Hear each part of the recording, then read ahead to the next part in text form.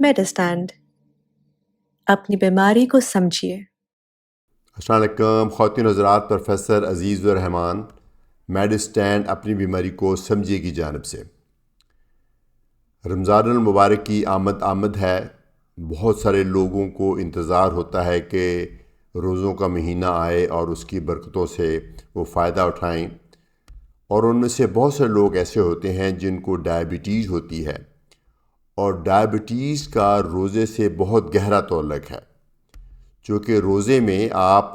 جو ٹائمنگز ہیں اس کے حساب سے کو 12 سے گھنٹے سے بھی زیادہ کئی دفعہ آپ کچھ نہیں کھا سکتے، کچھ نہیں پی سکتے، لیکن آپ نے شوگر کی ادویات بھی نہیں بند کرنی ہوتی، تو اس میں رسک یہ ہوتا ہے کہ کہیں شوگر آپ کی کم نہ ہو جائے یا شوگر بڑھ نہ جائے،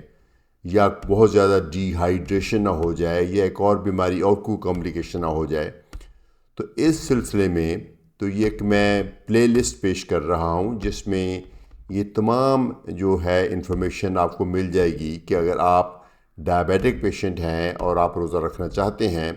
تو کیا کیا پریکاشنز لی جائیں۔ تو یہ پلے لسٹ کے آپ کو میں ایڈریس اس ویڈیو میں شیئر کر رہا ہوں، تو پلیز آپ دیکھیے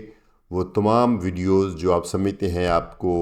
فائدہ دے سکتی ہیں، وہ ان کو سنیے، اور اگر اس سے ریلیٹڈ آپ کو کوئی کویشچن ہے تو آپ کو اس کو مجھے پوچھیے، اس ذریعے چینل پہ ہی پوچھیے، تو میں اس کا انشاءاللہ آپ کو جواب دوں گا۔ ایک بنیادی سا مشورہ یہ ہے کہ آپ ابھی سے روزے شروع ہونے سے پہلے ہی ایک دفعہ اپنے ڈاکٹر سے مل لیں تو بہت اچھا ہوگا، چونکہ آپ کو وہ ابھی اسیس کر کے اگر آپ کی دوائیوں میں کوئی تبدیلی کی ضرورت ہے، اس کی ڈوزج میں تبدیلی کی ضرورت ہے،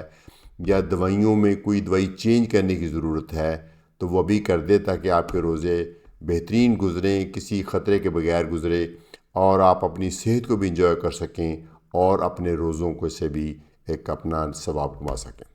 بہت شکریہ کے ساتھ اجازت چاہتا ہوں پروفیسر عزیز الرحمان میڈسٹینڈ اپنی بیماری کو سمجھیے کی جانب سے۔ ابھی یہاں نیچے آپ دیکھیے گا اس پلے لسٹ کی ایڈریس ہے، تو اس کو آپ فالو کر لیجئے۔ بہت شکریہ۔